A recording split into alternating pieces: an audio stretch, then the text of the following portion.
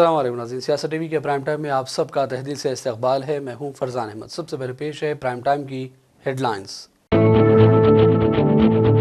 BC commission Telangana ने किया करीमनगर का दौरा। समाज के मुख्तलिफ तबकात से नुमाइंदगी हासिल की गई। BRS सरकार असम्बली बशमूल कौशिक रेड्डी ने भी कमीशन को बताई तफसीलात। शहर हैदराबाद में दिवाली त्यौहार के मौके पर आतिशबाजी के दौरान लगभग 50 बच्चे झुलस गए। सरोजनी देवी आई हॉस्पिटल और चंद प्राइवेट अस्पतालों से भी अवाम हुए रुजू। तेलंगाना में कांग्रेस हुकूमत के खिलाफ सरगर्मियां बढ़ गई। रियासत भर में पुलिस एक्ट के निफाज की तैयारी की इत्तलात।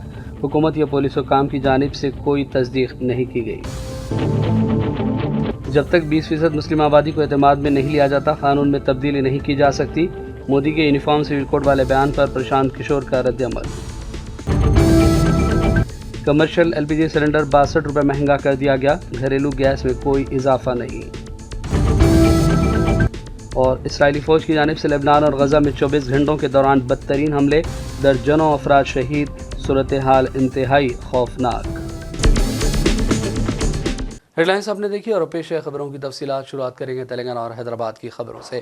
BC कमीशन तेलंगाना ने करीमनगर का दौरा कर समाज के मुख्तलिफ तबकात से नुमाइंदगी हासिल की है। इस मौके पर BRS सरकार असम्बली बशमूल कौशिक रेड्डी ने भी कमीशन के रूबरू अपना बयान रिकॉर्ड करवाया।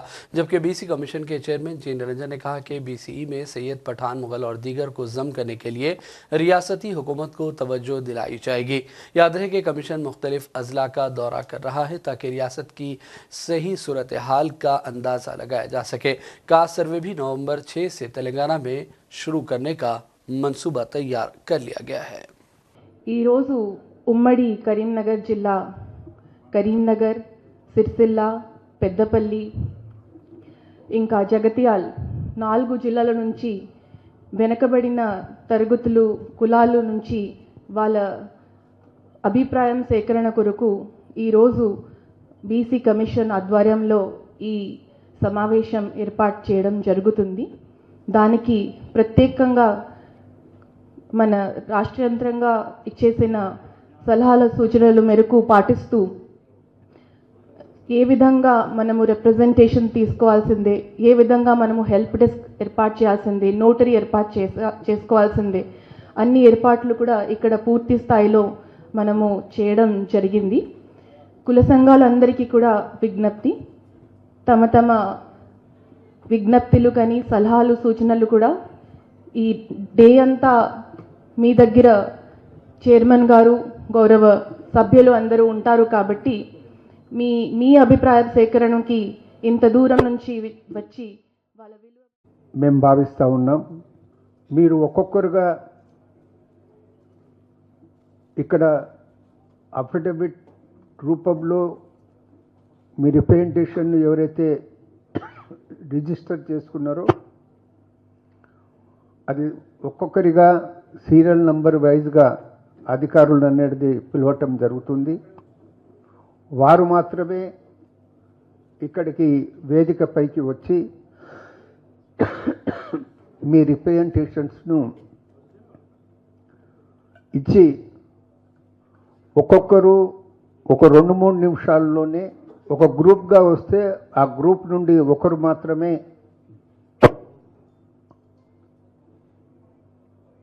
మీరు ఏదైనా ప్రత్యేకంగా మీ రిప్రజెంటేషన్లో ఉన్న విషయాన్ని కాకుండా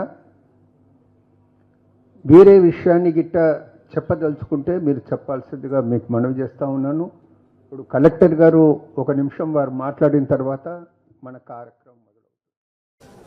గత 10 నెలలుగా బీసీలకు 42% రిజర్వేషన్ కల్పించాలనే హామీ పైన వెంటనే కార్యక్రమం ప్రకటించాలని ప్రభుత్వాన్ని మా పార్టీ అసెంబ్లీలో పదే పదే డిమాండ్ చేయడం జరిగింది। ఈ అంశంలో కులగణనపై బీజేపీ వ్యతిరేక స్టాండ్ని కూడా తీసుకున్న విషయం మీరందరూ కూడా గమనించాలని విజ్ఞప్తి చేస్తా ఉన్నాను। భారత రాష్ట్ర సమితితో పాటు బీసీ వర్గాలు చేసిన ఒత్తిడితో తలలొంగి ఈ కార్యక్రమాన్ని చేపట్టినందుకు ప్రభుత్వం ముందుకు వచ్చిందని కూడా చెప్పక తప్పదు। అయితే ఇందులో భారీ కుట్ర ఉందని అందరికీ అనిపిస్తూ ఉంది। సాఫీగా సజావుగా చట్టబద్ధంగా ఈ ప్రక్రియని పూర్తి మార్గాలను మా పార్టీతో సహా బీసీ వర్గాలు ఏర్పాటు ప్రభుత్వానికి సూచించాయి। కానీ ఈ ప్రభుత్వం కుట్రపూరితంగా ఈ వ్యవహారం కోర్టుల ద్వారా కొట్టివేయబడేలా ఈ కార్యక్రమాన్ని చేస్తుందని విజ్ఞప్తి చేస్తా ఉన్నాను. అందుకే కోర్టు తీర్పును విరుద్ధంగా డెడికేషన్ బీసీ కమిషన్తో ఈ మొత్తం ప్రక్రియను ముందుకు నడిపిస్తే బాగుంటుందని మా పార్టీ పక్షాన డిమాండ్ చేస్తా ఉన్నాం. అదే విధంగా సార్ కూడా వచ్చింది కాబట్టి యావత్ తెలంగాణ ప్రజలకు కూడా ఒక్కసారి తెలవాలి కాబట్టి ఇలా గౌరవ మాజీ ముఖ్యమంత్రి కేసీఆర్ గారి ప్రభుత్వం ఉన్ననాడు బీసీల కోసం 10 సంవత్సరాలలో కేసీఆర్ గారి ప్రభుత్వం 45,000 కోట్ల రూపాయలు ఖర్చు పెట్టింది కూడా మీ అందరూ కూడా గుర్తు చేస్తా ఉన్నాను. మరియు 10 సంవత్సరాలు తెలుగుదేశం ప్రభుత్వం ఉన్ననాడు కేవలం 2,000 కోట్లే ఖర్చు పెట్టింది. 10 సంవత్సరాలు शहर हैदराबाद में दिवाली त्यौहार के मौके पर आतिशबाजी के दौरान तकरीबन 50 बच्चे झुलस गए। 40 बच्चों को इलाज के लिए सरोजनी देवी आई हॉस्पिटल से रुजू करने की इत्तला मिली है। इन बच्चों की आंखें आतिशबाजी की वजह से मुतासिर हुई, जिनमें से 9 की हालत खराब बताई गई। रात देर गए तक भी मुतासिन हॉस्पिटल से रुजू होते रहे, जबकि ज़राए के मुताबिक कांगी हॉस्पिटल से भी कई अफराद रुजू हुए। पुलिस की जानिब से रात 8 ता 10 बजे आतिशबाजी की एडवाइजरी जारी की गई थी, लेकिन कई मुकामात पर रात 10 बजे के बाद भी आतिशबाजी का सिलसिला जारी रहा। इस तरह शहर में दिवाली त्यौहार की रात आशिशदगी के बाद मामूली वाक़यात पेश आए, लेकिन कोई बड़े हादसे या जानी नुकसान की अब तक इत्तला नहीं मिली है। इब्तदाई तौर पर एक डॉक्टर ने सिर्फ 18 बच्चों के मुतासर होने की तस्दीक की थी, लेकिन रात में केसेस बढ़ते रहे। आज का 18 केसेस अब तक आए हैं, उसमें ज़्यादातर बच्चे हैं। इसलिए जो बच्चे जला रहे हैं वो ये हिफाजत करें कि बड़ों के निगरानी में पटाखे जलाएँ और जलाएँ जब ऐनक वगैरह पहने और ओपन स्पेसेस में जलाएं, और अगर गफलतन जल गया तो फ़ौरन पानी डालकर नज़दीकी हॉस्पिटल का लेकर जाएं और हिफाजत के तौर से दीपावली मनाकर सबको हिफाजत। 18 में सिर्फ एक इमरजेंसी सीरियस केस है जो एडमिट किया गया, बाकी के 17 ओपी बेसिस पर ट्रीट करके चले गए हैं। तकरीबन बच्चे 10 साल के अंदर के हैं, तकरीबन उसमें ज़्यादातर बच्चे 10 साल के अंदर के हैं, 1-2 बच्चे 15 या 16 साल के हैं। हुसैन सागर हैदराबाद के ये मनाजिर है जो आप स्क्रीन पर देख सकते हैं। हमारे नुमाइंदे सैयद मजहर अली ने इसे रिकॉर्ड किया। दिवाली की शब आतिशबाजी की गई और लोगों ने इस मौके पर दिवाली का भरपूर अंदाज में जश्न मनाया। तेलंगाना में कांग्रेस हुकूमत ने मुखालिफ सरगर्मियों के बढ़ते हुए दबाव को देखते हुए पुलिस एक्ट के निफाज की तैयारी की है। कांग्रेस की ज़ेर क़यादत हुकूमत के खिलाफ एहतजाज और मुजाहरे जारी हैं। पेशरफ्त ऐसे वक्त में सामने आई जब इत्तला थी कि हुकूमत को अवामी एहतजाजी मुजाहरे, धरने और असम्बली अरकान के घेराव के मुहासरे और दीगर कार्रवाइयों के मुमकिन ख़तरात के बारे में आगाह किया गया है। पार्टी लीडरों का कहना है कि कांग्रेस की पॉलिसी के खिलाफ मुतवक्को चैलेंजेस को देखते हुए पुलिस एक्ट को कानून अमन बरकरार रखने के लिए नाफिज किया जा सकता है। ताहम इस सिलसिले में सरकारी तौर पर अभी किसी किस्म का कोई ऐलान नहीं किया गया और न ही पुलिस ने इस हवाले से कोई बयान जारी किया है। शहर हैदराबाद के तमाम जोन से ताल्लुक़ रखने वाली अमन कमेटियों के साथ कमिश्नर पुलिस शहर हैदराबाद सीवी आनंद ने एक इजलास में शिरकत की और शहर में अमन अमान की बरकरारी और एक दूसरे के मज़ाहिब का एहतराम करने के साथ साथ किसी भी किस्म के इश्तियाल या अमन अमान को मुतासर करने वाली कोशिशों के खिलाफ जामे हिकमत अमली तैयार करने के हवाले से तबादला ख्याल किया। इस मीटिंग के दौरान शुरका ने मुत्तफ़िक़ा तौर पर मुख्तलिफ कम्यूनिटीज़ के दरमियान बातचीत की ज़रूरत पर भी जोर दिया।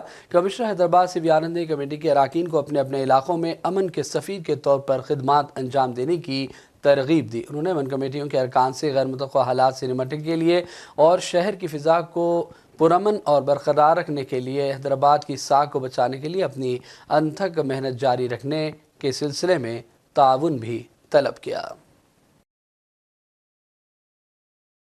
आदिलाबाद के DSP जीवन रेड्डी ने कहा कि आदिलाबाद मुसखर में माजी में पेश आए वाक़े के ताल्लुक़ से एक वीडियो को बाद शरपसंद अनासर चंद व्हाट्सएप ग्रुप में फैलाते हुए पुरअमन माहौल को ख़राब करने की कोशिश में है। उन्होंने कहा कि कई साल पुरानी वीडियोज़ को ताज़ा वाक़े के तौर पर पेश करने वालों के खिलाफ सख्त कानूनी कार्रवाई होगी। उन्होंने कहा कि बरसों पुराने वीडियोज़ को व्हाट्सएप में शेयर करना इश्तियाल अंगेज़ अलामत है। उन्होंने खबरदार किया कि ऐसी अफवाहें फैलाने वाले, शेयर करने वाले और ग्रुप एडमिन जो इन वीडियोज़ को नहीं हटाते, इन सब के ऊपर पुलिस की कड़ी नज़र है। ऐसे अफराद के खिलाफ कानूनी कार्रवाई की जाएगी। DSP ने व्हाट्सएप ग्रुप एडमिन्स को मशवरा दिया कि वो अपनी जिम्मेदारी का मुजाहरा करें, झूठी अफवाहों को शेयर न करें। अगर कोई इश्तियाल अंगेज मवाद ग्रुप में शेयर करता है तो उसे फौरी डिलीट किया जाए। जो लोग अमन व अमान को नुकसान पहुँचाने की कोशिश करेंगे उनके खिलाफ सख्त कानूनी इक़दाम होंगे। DSP ने कहा कि ज़िले पुलिस किसी भी नाखुशगवार सूरत हाल से निपटने के लिए तमाम तर इक़दाम कर रही है ताकि अवाम अमन व सुकून के साथ रह सकें। हैदराबाद के शमसाबाद एयरपोर्ट पर भारी मकदार में ड्रग्स बरामद कर ली गई हैं। DRI हुकाम ने तकरीबन 7 करोड़ रुपए की मुंशियात को जब्त कर लिया है। हुकाम ने बैंकॉक से आने वाले 2 मुसाफिरों को मुंशियात के साथ हिरासत में लेकर पूछताछ का भी आगाज कर दिया है। शहर हैदराबाद के KBR पार्क के करीब कार हादसा पेश आया। तफसीलात के मुताबिक हैदराबाद के पौश इलाके बंजारा हिल्स में बसवा तारकम कैंसर हॉस्पिटल से KBR पार्क की जानिब जाने वाली एक पोर्श कार तेज़ रफ्तारी की वजह से कंट्रोल खो बैठी और दीवार से जा टकराई। इस हादसे के फौरी बाद ड्राइवर फरार हो गया। गाड़ी पर कोई नंबर प्लेट भी दर्ज नहीं है। ताहम पुलिस इस पूरे मामले की तहकीकात कर रही है। बंजारा हिल्स पुलिस स्टेशन हदूद में मोमोज का स्टॉल चलाए जाने वाले 6 नौजवानों को पुलिस ने गिरफ्तार कर लिया है। चंद दिन कबल मोमोज खाने पर एक खातून की मौत हुई थी और दीगर कई अफराद मुतासर हो गए थे, जिसके बाद ये खबर एक बड़ी खबर के तौर पर सामने आई थी और अब पुलिस ने इस सिलसिले में सख्त कार्रवाइयों का आगाज़ कर दिया है और मोमोज का स्टॉल चलाने वाले 6 नौजवानों को आज गिरफ्तार कर लिया गया। और भाई नाज़रीन करेंगे चंद अहम कौमी और आलमी खबरों की जानिब। जनस्वराज पार्टी के बानी प्रशांत किशोर ने एक साथ सिविल कोड पर रद्दमल जाहिर किया। प्रशांत किशोर ने कहा कि जब तक मुस्लिम आबादी जो कि मुल्क की आबादी का 20% है उसे एतमाद में नहीं लिया जाता, कानून में तब्दीली नहीं की जा सकती। जैसा कि हमने CAA और NRC के साथ देखा, पूरे मुल्क में एहतजाज हुआ चूँकि हुकूमत ने इस कानून से मुतासरा लोगों को एतमाद में नहीं लिया था। प्रशांत किशोर ने कहा कि मरकज़ी हुकूमत ने किसानों के हवाले से जो कानून बनाया उसमें हिंदू मुस्लिम का सवाल नहीं था, लेकिन हुकूमत ने किसानों को भी एतमाद मिले बगैर कानून बनाया तो नतीजा ये निकला कि हुकूमत को कानून को वापस लेना पड़ा। इसलिए जमहूरियत में तवक्को की जाती है कि आप कानून बनाते वक्त उन तमाम ग्रुप्स और लोगों को एतमाद मिले जो उससे मुतासर हो सकते हैं। याद रहे कि वज़ीर-ए-आज़म मोदी ने एक्सा सिविल कोड का फिर एक मरतबा जिक्र किया, जिसके बाद प्रशांत किशोर ने ये रद्द-ए-अमल जाहिर किया है। नहीं, यूनिफॉर्म सिविल कोड लागू होना चाहिए या नहीं, ये इतना बड़ा मुद्दा रहा है कि जब तक समाज का एक बड़ा वर्ग जो मुस्लिम समाज है, जो बिहार देश की आबादी का 20% है, उसको कॉन्फिडेंस में लिए बगैर आप इस तरह की आमूल चूल परिवर्तन कानून में नहीं ला सकते। हम लोगों ने देखा CAA NRC में क्या हुआ, पूरे देश में आंदोलन शुरू हो गया। तो सरकार चाहे जिस किसी की भी हो, कानून आप जो भी बनाते हैं, उस कानून से जो लोग इफेक्ट हो रहे हैं, जब तक आप उनको विश्वास में नहीं लीजिएगा तब तक आप उस कानून को लागू नहीं करा पाएंगे। देखिए, जैसे किसानों के लिए को लेकर कानून बनाए गए, फार्म लॉ बनाए गए, उसमें तो हिंदू मुस्लिम की बात नहीं थी, लेकिन जब किसानों को विश्वास में लिए बगैर सरकार ने कानून बना दिया तो क्या हुआ नतीजा? अंततः सरकार को कानून वापस लेना पड़ा। तो कॉमन सिविल कोड हो या कोई दूसरा कानून हो, जब तक उस कानून से इफेक्ट होने वाले समाज के वर्गों का पूरा विश्वास में नहीं लिया जाएगा, तब तक आप उस कानून को ना लागू कर पाएंगे, ना बना पाएंगे, ना लागू कर पाएंगे। अगर बना भी दिया तो लागू नहीं कर पाएंगे। और लोकतंत्र की यही ताकत है। और लोकतंत्र में आपसे ये अपेक्षा रखी जाती है कि जब आप कानून बनाते हैं तो सारे वो उन वर्गों को, सारे उन व्यक्तियों को, सारे उन समूहों को विश्वास में लें जो उस कानून से डायरेक्टली या इनडायरेक्टली अफेक्टेड हो सकता है। कांग्रेस लीडर राहुल गांधी ने 10 जनपद में मजदूरों के साथ काम किया, जहां उन्होंने दीवार पर पट्टी लगाई, मजदूरों से बातचीत करते हुए उनकी मुश्किलात भी सुनी। ये वाक़या इस वक्त सामने आया जब उन्होंने मजदूरों के साथ वक्त गुजारा और उनकी मेहनत की अहमियत पर भी जोर दिया। कांग्रेस पार्टी ने अपने सोशल मीडिया हैंडल पर इस वाक़े की तस्वीर को भी नशर किया, जिनमें राहुल गांधी मजदूरों के साथ काम करते और उनके साथ बातचीत करते देखे जा सकते हैं। इसके अलावा वो माजी में भी वक्तन फ़वक्तन मुख्तलिफ समाज के तबक़ात से मिलते रहे हैं, उनकी मुश्किलात सुनते रहे, उनकी ज़रूरियात को उजागर भी करते रहे। इस दौरान राहुल गांधी ने मोदी को फिर एक मरतबा अडानी मामले पर सख्त तनकीदों का निशाना बनाया। आइए देखते हैं राहुल गांधी का ये बयान। पहले पब्लिक सेक्टर में आपको जगह मिलती थी 90% को, अब पब्लिक सेक्टर को सारे के सारे को अदानी जी के हवाले कर दिया है। आप ट्रेन में जाओगे, रेलवे से पैसा अदानी ले जाएगा। आप सड़क पे चलोगे, poll booth, tolling booth, toll booth से अदानी पैसा ले जाएगा। ये हमारा सिक्योरिटी वाला राइफल लेगा, अदानी का उसमें पैसा मिलेगा। आप बिजली का स्विच ऑन करोगे, उसमें अदानी का हिस्सा मिलेगा। और ये अदानी है कौन? ये अदानी नरेंद्र मोदी है।